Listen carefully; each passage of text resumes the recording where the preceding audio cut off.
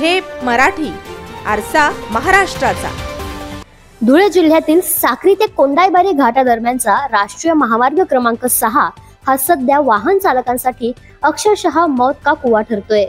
काही महिन्यांपूर्वीच नव्याने तयार झालेला हा महामार्ग आज खड्ड्यांनी भरून गेला असून रस्त्याची दयनीय अवस्था पाहता वाहन चालक आणि नागरिकांच्या जीवाला मोठा धोका निर्माण झालाय। महामार्गावरील मोठमोठे खड्डे आणि उखडलेले डांबर यामुळे वाहतुकीस गंभीर अडथळा निर्माण होत असून वारंवार अपघात घडत आहेत।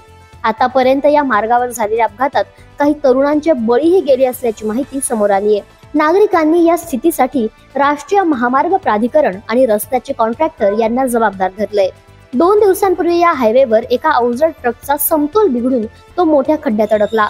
त्याच ठिकाणी एका कारलाही फटका बसला असून परिणामी वाहतूक काही काळ ठप्प झाली। ट्रक बाहेर काढण्यासाठी चालक आणि स्थानिक नागरिकांना रात्रभर कसरत करावी लागली।